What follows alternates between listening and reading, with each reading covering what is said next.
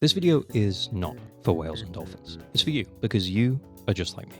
Average Gamer here, and today I want to discuss the future of Zenless Zone Zero and how Hoyoverse's newest game is probably going to be their best yet, but it's not without a pretty major concern right now. And honestly, I was writing one script, and I decided at the last moment to change that to this video because it felt more worth talking about. So, for context, I recently started a new account on Zenless Zone Zero to see how the new player experience functioned now that TV mode has been removed, and I live streamed the first few hours and will continue to do so moving forwards. And as someone who always liked the direction and potential of Zenless Zone Zero's TV mode, I have to say, it's better without it. The pacing feels much improved, you get some extra EOS platforming sections, the puzzles were never hard enough in TV mode to warrant the puzzle-like setup that we had, so it's not like the simplicity of the train section now, for example, is really a downgrade. Even though it is just running from A to B as EOS now, you can see how simple it is in the footage that I'm showing, over the top of this, but considering the way that feedback has been responded to, I only think this bodes well for the future of the game. Based on feedback from the player base, the dev team went back and amended their game. Not just moving forwards, but using that feedback to implement change for the new player experience based on that feedback from existing players, and they didn't have to. They could have just adjusted current and upcoming content on that feedback, but they went back and changed what was already complete.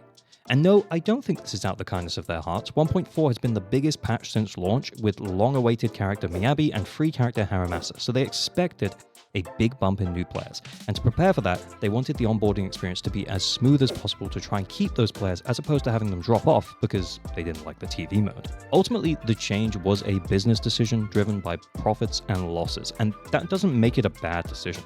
Heck, driving engagement from the existing player base, bringing in new players, and getting a bunch of good press, both for the content added in 1.4 and the revamp of older content, can only be good for the game and its future.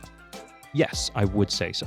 And I think it's important to resurface that over-listening to feedback could be pretty dangerous. Imagine if a vocal portion of the player base began to not enjoy certain aspects of the game.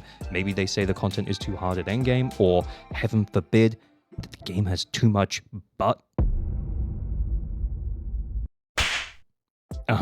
Anyways.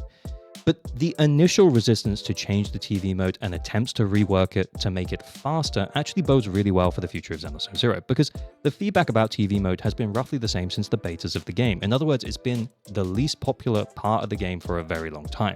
So it's not like the rework and subsequent dropping of that mode wasn't a long time coming. And TV mode still hasn't been completely removed. You can still switch back over to it, and some side content does still use TV mode. So if you want to get all the rewards, you will still need to interact with it eventually, and hopefully we continue to see TV mode used in inventive ways in side content in the future.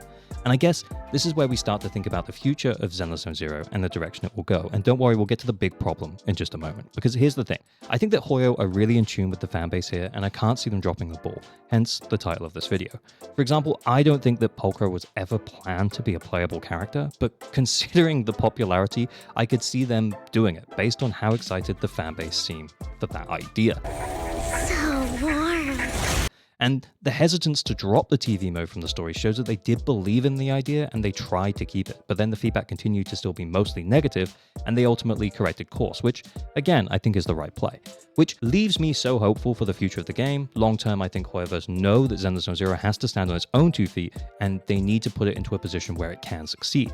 Is there a chance that Zenless Zone Zero doesn't succeed, though? Yes. So there are ways that it could fail, but I don't actually think that Hoyoverse will allow it to. Honestly, their other 2 large games with Genshin and Honkai Star Rail are wildly successful, so I don't think they will run short of budget. But like I said about ZZZ standing on its own 2 feet, they will want the game to bring in enough to justify that budget. The game needs to be successful on its own terms. And I do think that right now we're seeing the results of Zenless Zone Zero correcting course, as Hoyoverse aren't fully happy with its performance. Is it still making a bunch of money? Yes. And we as players don't really have to be worried about that much, because it's not like the lights are going off anytime soon. Hoyoverse is huge, and they've invested a lot into Zenless Zone Zero, so I can't imagine them just not investing any more resources and letting Zenless Zero fail to live up to its expectations. And as discussed, I do think that right now the development team are doing a fantastic job. The game is going from strength to strength and only getting better and better. But here's where the big problem starts. I think the biggest hump they need to get over is that once you're finished with the story content, there isn't that much to do. Sure, endgame modes now reset every week, and there are some events to check off, but it's missing that additional casual draw. And this is something friend of the show, Kete the Seventh, and I spoke about the other day. There is nothing to just chill with in Zenless Zero. For example, Genshin and Wuwa have an open world to explore that can appeal to people who aren't even super into video games, whereas Zenless Zero just has combat encounters, and that's fine for me. I like playing the combat, trying out different teams, and completing the endgame combat stuff, but not all players enjoy that. Right now, I think this opinion is going to come across as wrong to most of Zenless Zero's audience, because the players who have stuck with the game are likely the ones that enjoy the combat stuff, and are also quite happy that Zenless Zero doesn't take up too much of their time. And to be clear, as a player, that is the camp that I'm in too.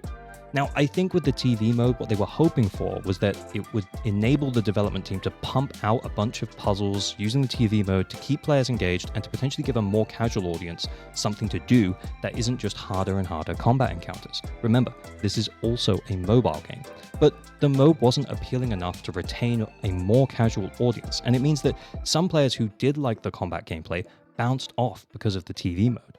Now, hopefully those gameplay enjoyers come back following the 1.4 update, but the problem is the Zenless Zero still needs something else in order to expand its market beyond what it already had at launch. And that's even if it did manage to recapture the players that it did have at launch.